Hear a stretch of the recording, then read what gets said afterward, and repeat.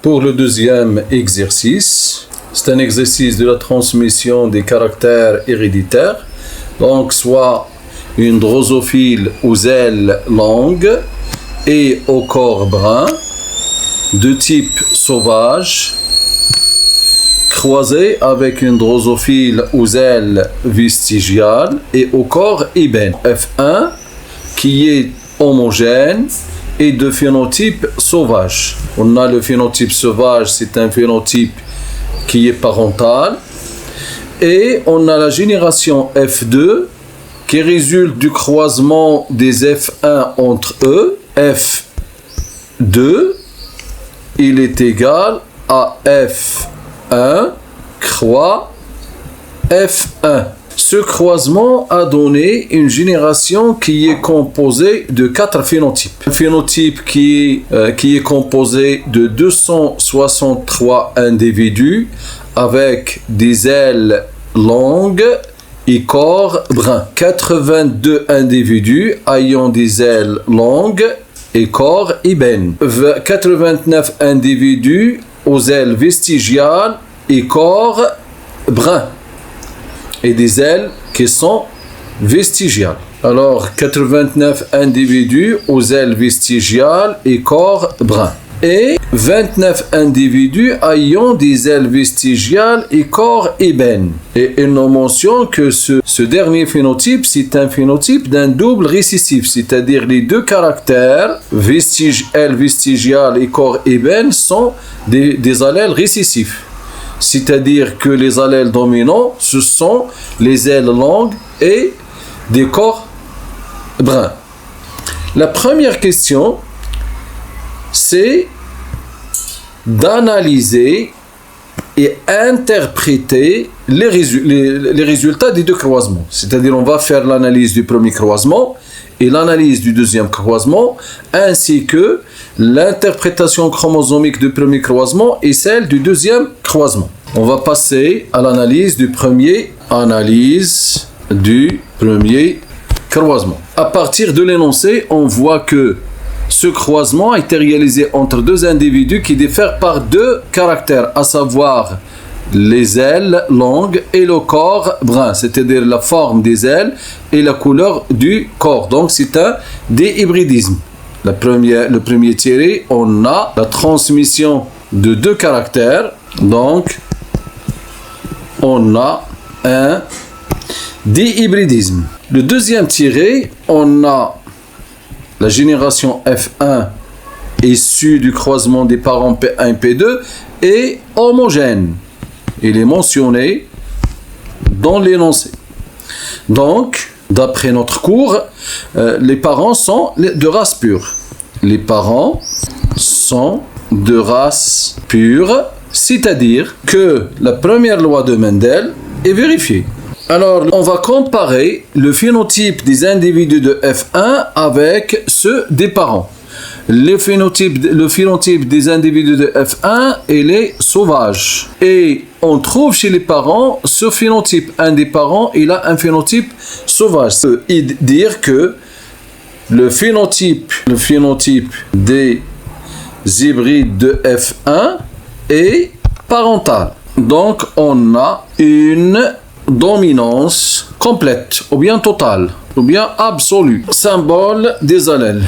Symbole des allèles. On a, d'après l'énoncé, on va donner à la couleur du corps grand B ou bien petit b, et pour la forme des ailes, on va donner, donc on a déjà une remarque qui nous donne les symboles.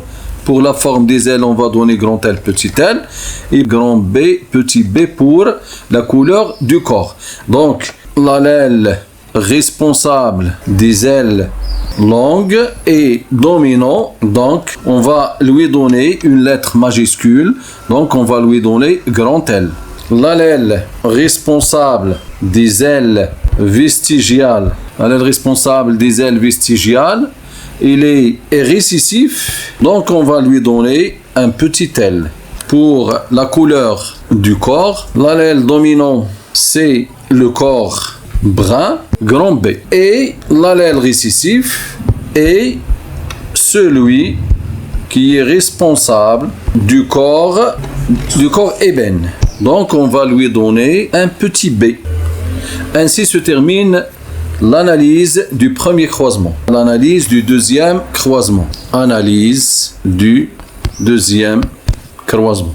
Avant de faire cette analyse, on va calculer les pourcentages. Donc, ce croisement est réalisé entre deux hybrides et il a donné 4 phénotypes extérieurs dont les pourcentages sont. Alors, on va calculer le pourcentage du corps, ou bien du phénotype sauvage, corps brun, et L longue est égal. Donc, est égal 263 multiplié par 100 divisé par 463. 463, il est égal à 56,80%.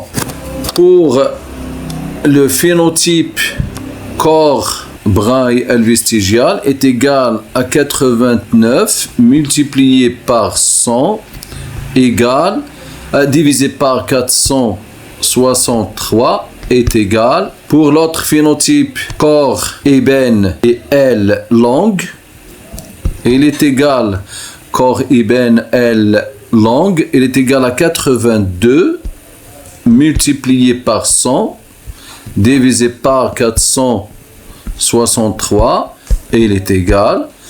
On va calculer la valeur après. Et pour les deux allèles récessifs, le corps ébène et les ailes vestigiales, on aura 29 multiplié par 100 divisé par 463.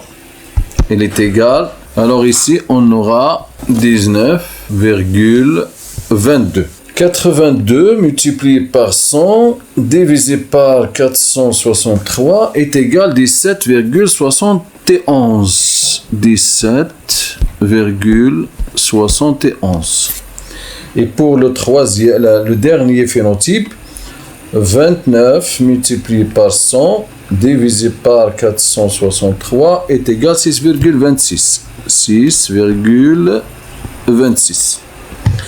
Alors, ces pourcentages sont de l'ordre de 9 sur 16, 3 sur 16, 3 sur 16 et 1 sur 16. Donc, elles reflètent l'application de la troisième loi de Mendel, c'est-à-dire les deux hybrides, les deux parents hybrides ont produit chacun 4 gamètes différents avec 25% chacun grâce au phénomène ou bien au brassage interchromosomique. Donc, les deux gènes étudiés sont indépendants. Ainsi se termine l'analyse des deux croisements. Alors maintenant, on va passer à l'interprétation chromosomique des deux croisements. Interprétation chromosomique. Premier croisement. On commence toujours par les parents. On a le parent P1 croît le parent P2. Deuxièmement, on va passer au phénotype des parents. Le parent P1, il prend des ailes longues et un corps brun, et le deuxième parent il a des ailes courtes et un corps qui est ébène. Donc pour le premier parent c'est grand L grand B, le deuxième petit L petit b. Le génotype, donc pour les génotypes, le parent P1 il est pur pour les deux génotypes et les deux allèles sont indépendants, donc on aura un grand L et un grand B. Et pour le second, un petit L et un petit B. Donc grand L, grand B.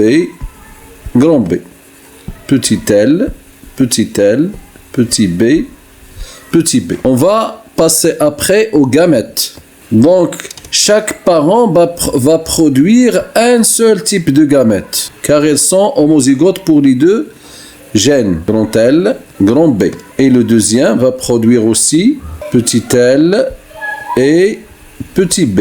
Au cours de la fécondation, les deux gamètes vont se fusionner et on aura le génotype des individus de F1 qui sont hybrides, grand L, petit L et grand B, petit b. Donc ils sont 100% de phénotype sauvage, grand L, grand B. Ici la génération F1. Ici on a la production de 100% le même gamète. Et ici aussi, la production de 100% le même gamète. Car les deux individus sont purs pour les deux gènes étudiés. Maintenant, on va passer à l'interprétation chromosomique du deuxième croisement. Toujours les parents, le phénotype, le génotype et les gamètes. Dans ce cas, les parents sont F1 croix F1, c'est-à-dire un croisement des hybrides.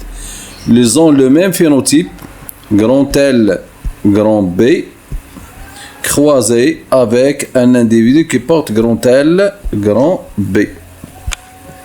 Pour le génotype, ils sont hybrides pour les deux gamètes, pour les deux gènes, grand L, petit l, et ici, grand B, petit b.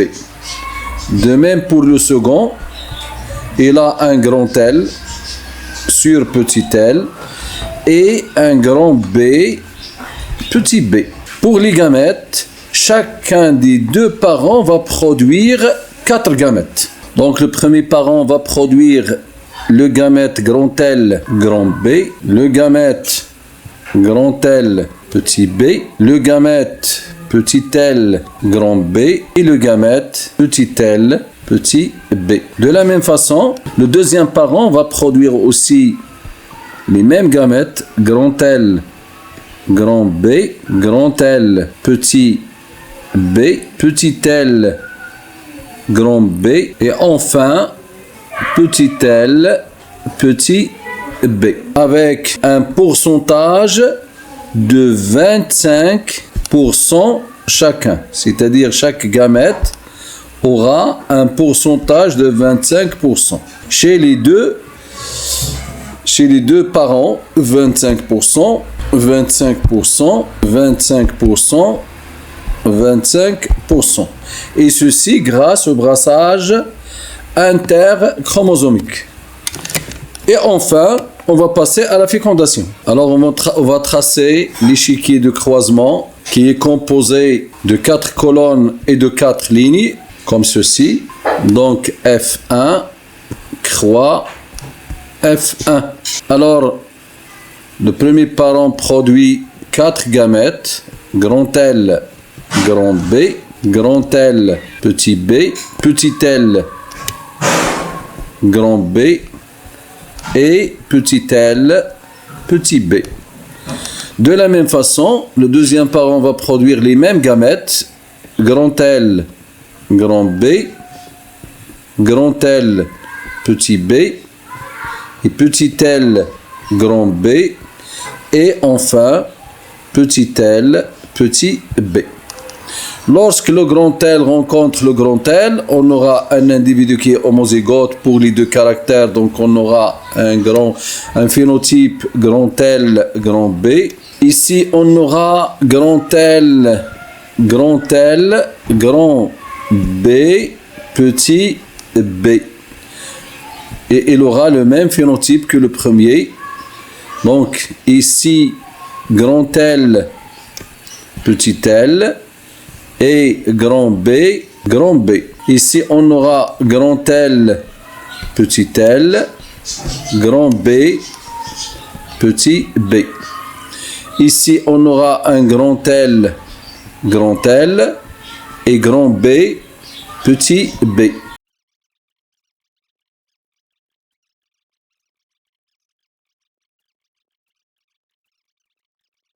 Ceci pour les génotypes. On va passer à l'écriture des phénotypes.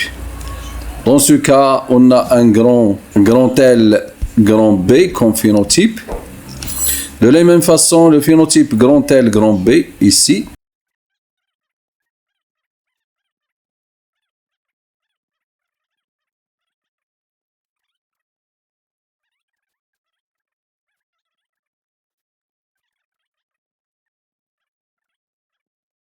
Le dernier phénotype, c'est petit l, petit b.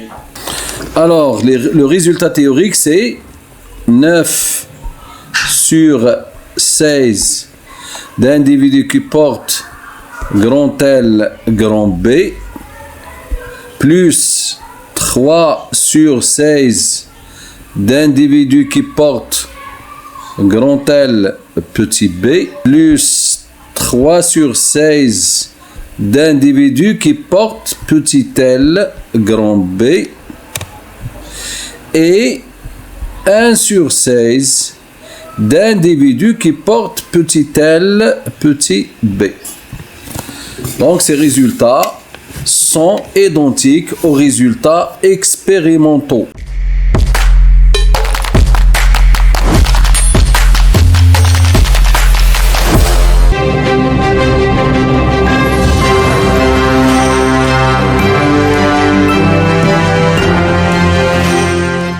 لا تنسوا الإعجاب بالفيديو والاشتراك في القناة تشجيعا لنا للعمل بجد ونشر المزيد من الدروس إن شاء الله.